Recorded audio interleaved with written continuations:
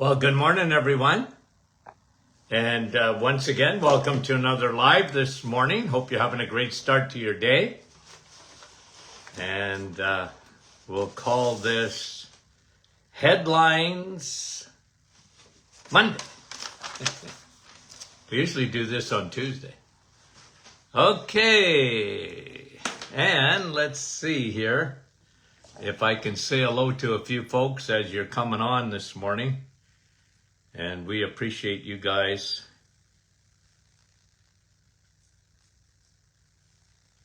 More than you know.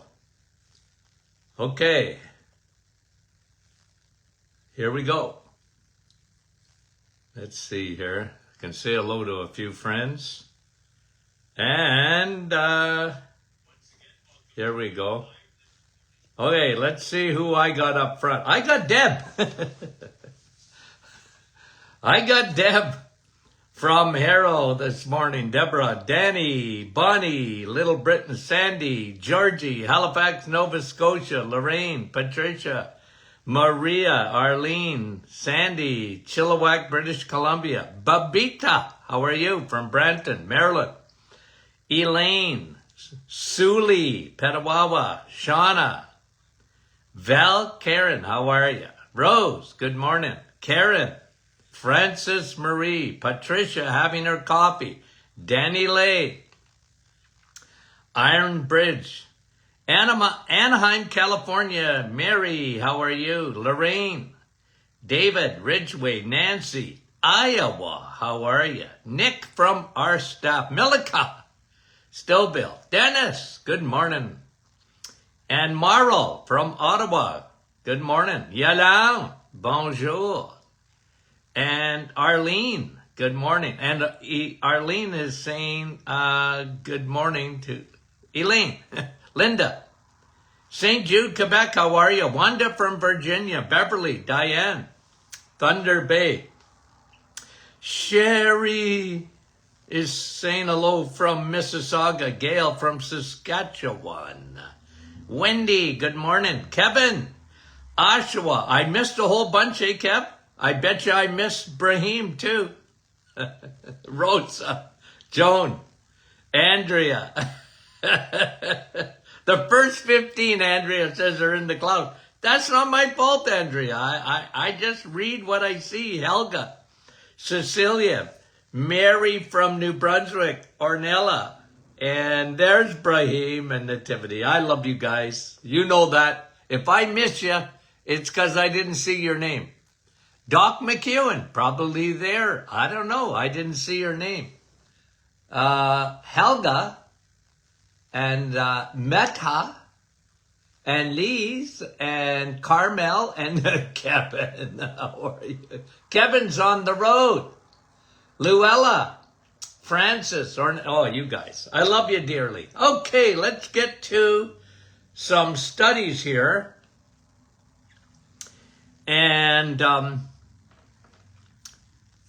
we talked about zinc last week, and eat your steak. Eat your steak. I've always loved zinc, guys. I never talk about it in terms of taking a supplement of it. Not that I wouldn't. You can do that. It's just I'd rather you eat zinc. And they're showing that zinc, two new studies are showing it helps your immune system. We know that. Okay? We know that. But it also helps to regulate your insulin. We didn't, did we know that? Not as much. Eat steak for your insulin. You know what hates steak? Cancer. You know what hates steak? Diabetes. It hates it. Yeah. Okay. Speaking of diabetes, study number 2 or article number 2. This is just an article. Okay. I flagged it because here's the headline. Managing diabetes is more profitable than curing it. Okay. So what this article talked about, and the author is a physician, he was saying in the article that we knew the cure for diabetes 100 years ago. So in the 1920s, we knew the cure for diabetes. You know what it was? Quit eating carbs. Lay off the sugar. That's 100 years ago. And he said it's buried. Yeah, it's buried because managing diabetes is more profitable than curing it. You know, here's me, okay? Here's me. Here's the way my take on it. You get a modern day physician, okay? They're so poorly trained when it comes to food. It's almost like they wouldn't know the difference between a protein and a carb. They don't study it. So what happens is their mantra is everything in moderation. That's been around for a long time, guys. And that don't fix nothing. Because if you're diabetic, you've heard this on this program many a time. You have an allergy to carbs. You and carbs don't get along. So it's not moderation, it's elimination, right? Anyway, it was a very interesting article because their point was, hey, we knew the answer to diabetes 100 years ago when it was very rare. And it's not rare anymore. Okay. This is another article. Did I talk about this last week? I don't remember. I don't think so. C-section babies need to be rubbed with mama's germs. Headline. C-section. Okay? Now, in my book, I know I did it in Secrets Your Doctor Won't Share with You, and I did it in the Metabolic Reset. I talked about C-sections and the increase in autism. It's like crazy. The risk of autism, and I know they're talking about, vaccines. They're talking about, here's me. I think it's leaky gut. Mommy got leaky gut, baby's got leaky gut. And there's other factors, I know that. But one of the things that is pretty consistent is C-section babies are much more at risk for autism. And I've said this, and did I ever get a lot of pushback? This is in my radio days. My radio broadcast days, boy, got a lot of pushback on this. I said, well, when a baby doesn't go through the birth canal, they're missing out. They're missing out on mama's bacteria. And this article, hey, it agrees with me. It's saying C-section babies need to be rubbed with mama's germs. Yeah. They need that mucus that in their face. The bacteria. Okay. Here's another article. Gut-brain connection. Here we go with the gut again. Here we go with bacteria again. Listen to this. Dementia patients are four times more,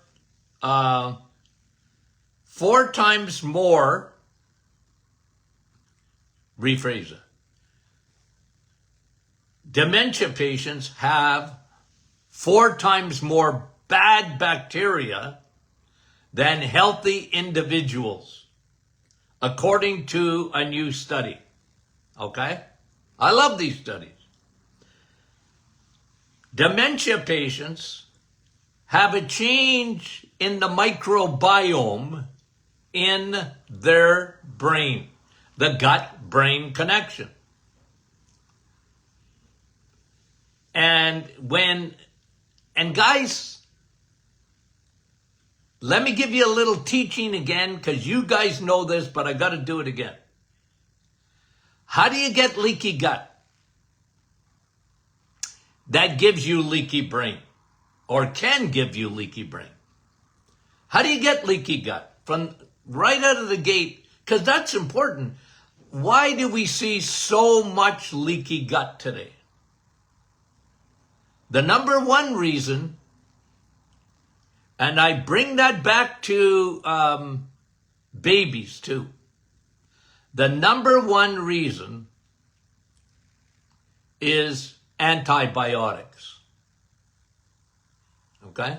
I always start there. Yeah, there's chemicals, we live in a toxic soup, but there's nothing that will cause leaky gut more than an antibiotic.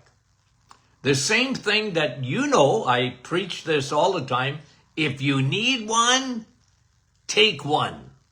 If you need an antibiotic, take one. Okay?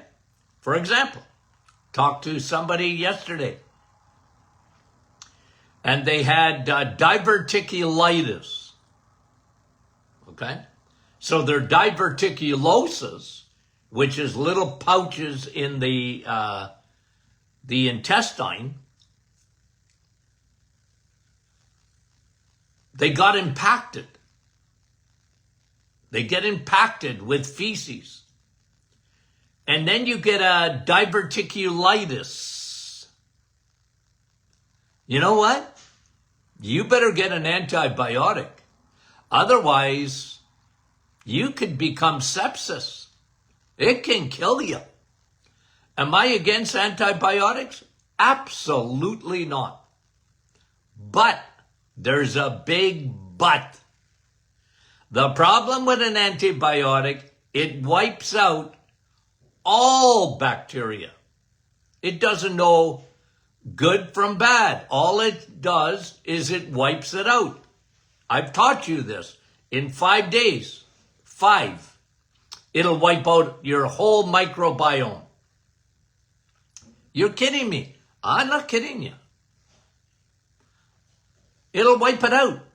And when you wipe out your bacteria, you got good guys. They get wiped out. You know what happens? The Trojan horse comes in.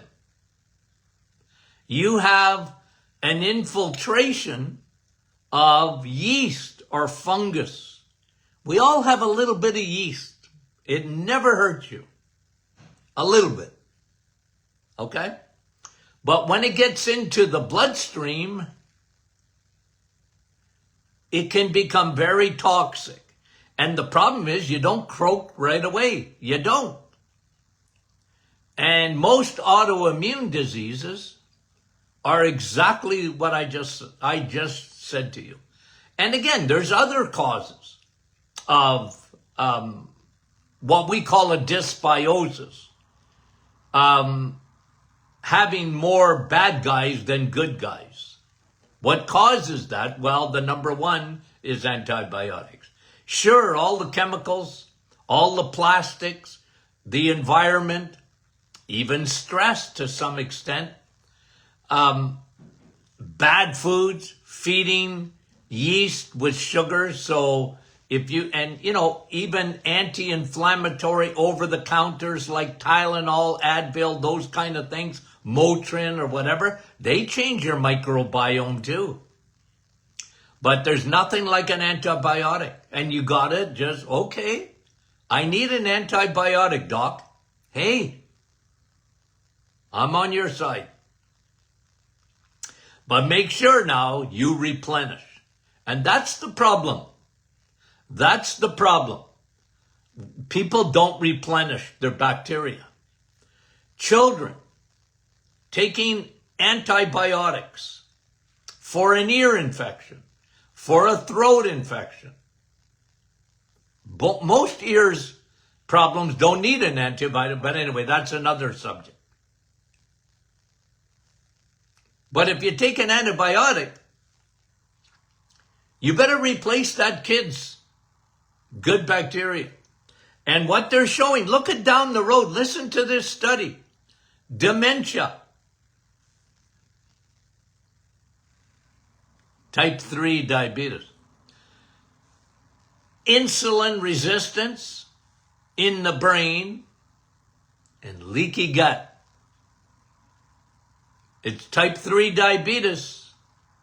But they're saying here, when they look at the blood-brain barrier and what got across the blood-brain barrier, is you got more bad guys than good guys. And they don't even talk about fungus, but I will. Because that's what they're finding out in the brain of those with dementia. Any neurological things like, why do we see, you see, I'm a why guy. I'm a why guy. Why did that happen? Why do we see so much more Parkinson's today? Why? I want to know why. Okay, Parkinson's has been around for a long time. But why is it through the roof now? ALS. Remember Lou Gehrig's? Rare, never heard of it. You know? I studied it when I went to school, Lou Gehrig's. But it was rare. You know what they said? Old men rare. Old man's disease. There's a lot of things in my old medical books that said old man's disease. Now I'm an old man. And I'm paying attention. But no, seriously, guys. Why? And when they do autopsies on brains in Parkinson's and ALS, you know what they find? A massive amount of heavy metal, like mercury, lead, cadmium. Why?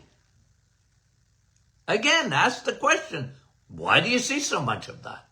Well, how did it get into the brain? So you ask the question, why? And then ask another question, how did it get there? Leaky gut, leaky brain. And the Trojan horse, the yeast, Candida, it's a transporter. Gets into the blood, and then it can cross the blood-brain barrier with heavy metals. Okay? The gut-brain connection. And when they check the microbiome, they see a huge dysbiosis in the brain of dementia patients. You got to fix the gut. You got to regenerate the gut. You got to stop the leak. Okay. Got it? That was study number, what did we talk about, 4 today? Okay. Well, let's stick with Alzheimer's for a minute. Okay. Walking really makes a difference in Alzheimer's. Vitamin E. Exercise. And it's interesting, they followed 10,000 individuals, and moderate exercise will do. Guys, what do I say all the time? Move. Just move. Get moving. Right? Because it helps. Exercise makes a huge difference in Alzheimer's. Get out for a walk. Move. Now, again, I always put a little Dr. Martin spin on this. I want you to move and get strong. Get stronger. Okay? Get stronger. Muscle, the more we study muscle, the more we realize how important of an organ muscles are. They're bins. They actually help to store glycogen. And the more storage space you have, the better it is. We already talked about many a times grip strength. How that is an indicator. They're talking about making it a vital sign. Okay? You know, like your blood pressure, your pulse, your body temperature, and all that. Those are vital signs. But they actually talked about this, and I am in a complete agreement with it. Your grip strength is a vital sign. And so they're saying, move. I agree. I say, get stronger. 2, do both. Do what you can, but do both. Really makes a difference for up here. Makes a difference everywhere, but up here. That's what they're saying. Okay, walking really, here's the headline. Walking really makes a difference in Alzheimer's, according to study of 10,000 individuals. And here's another point they made in the research. Consistency matters. Be consistent. Okay? Guys, I've talked about this a million times, but I am a repeater, you know that. I get tired of listening to myself, but repetition, repetition, repetition. That's me. But consistency too. That's really important. Guys, I told you my story about my dad being a diabetic. It really did form.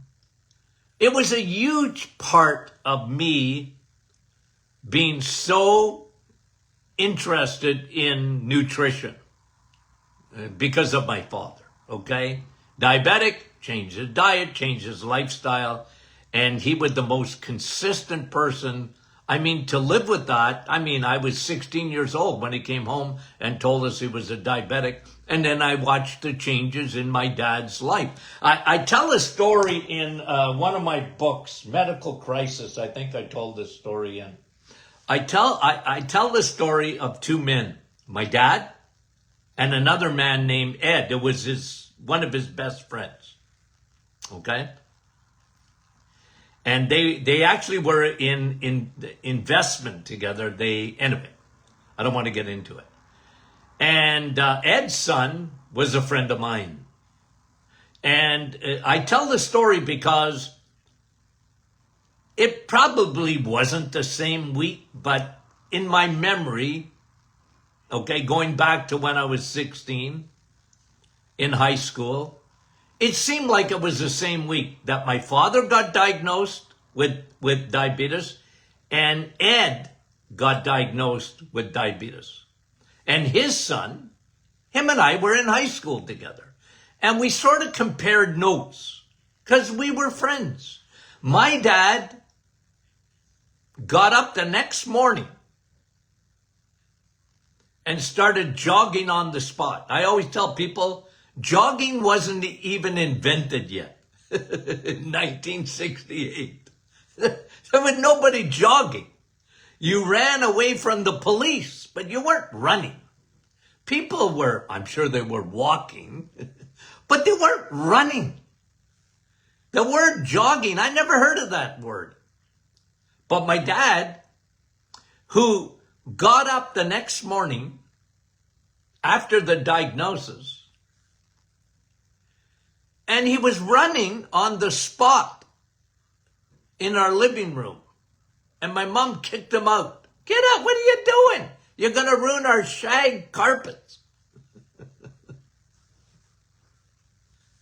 And my dad, I'm looking at him like he's got 2 heads. I said, Dad, what? Does diabetes mean you're crazy too? Like, I didn't understand what he was doing. He said, son, I'm a diabetic. I got to move. It's going to help my blood sugar.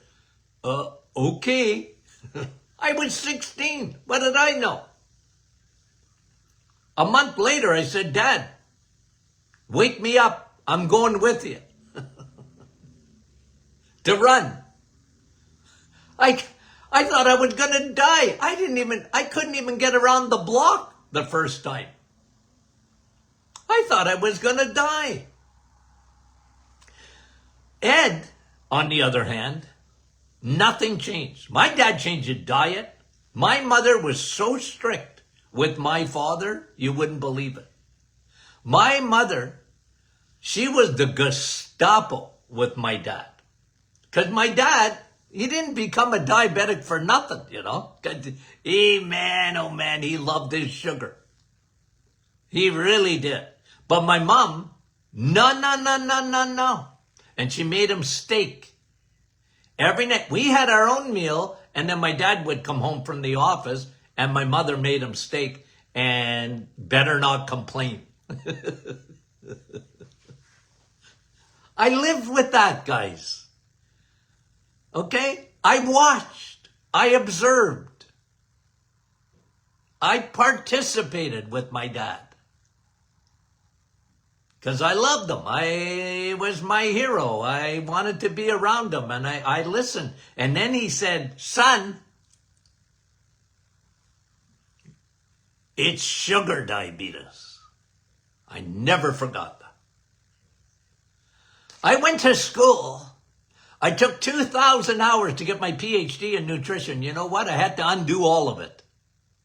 I knew they didn't know what they were talking about. Even though I had to learn my vitamins and all that. It wasn't all bad, but there was some stuff. Well, it was moderation. Everything in moderation. That's nutrition. Even today. Wasn't true. But back to Ed. No changes. No change in the diet. Because my buddy was saying, how come your dad is doing that? Well, I said, he's got diabetes. It's sugar diabetes. No more sugar. He said, my dad doesn't say that. Anyways, a few years later, sad to say that Ed died from diabetes. Because diabetes affects your heart. Diabetes affects your kidneys. Diabetes makes you 50% more likely to get cancer. Diabetes is bad news.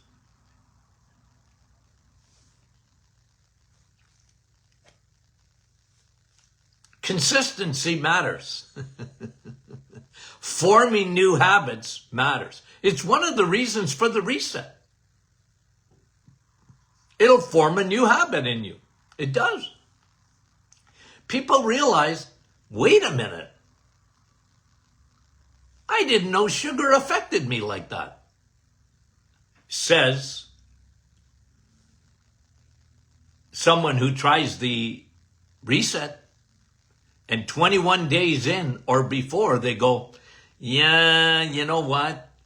Me and carbs, I guess we never really got along as much as I loved them.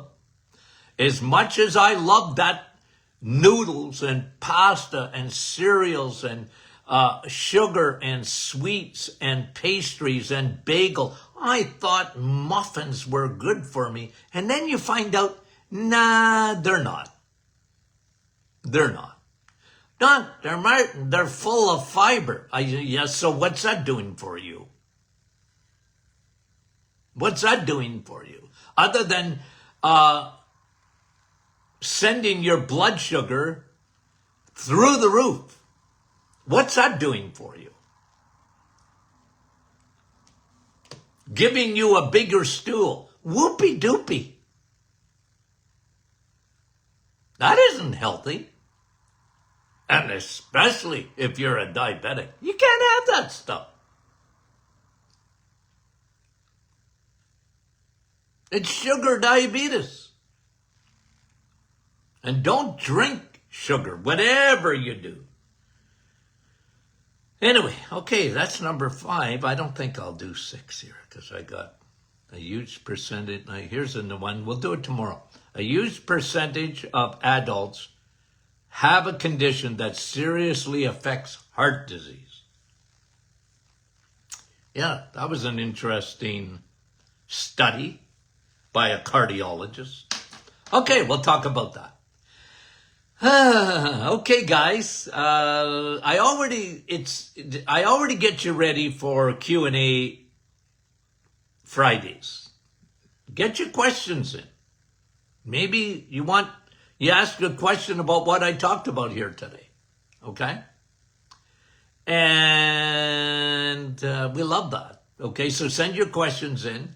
Remember, if you, because you guys are telling the story out there, so you can tell your folks, look, if they can't join us live, they can always watch a replay of this on Facebook. Or they can go to their favorite device and get the Doctors In podcast. Okay? Thank you for making it the #1 health podcast in Canada. And now we want to make it to the top in the US of A. That's all you guys. So thank you for that. We appreciate it. We thank you for the love that you show us. We appreciate it big time. Okay, I'm breathing again. We love you dearly. Talk to you soon.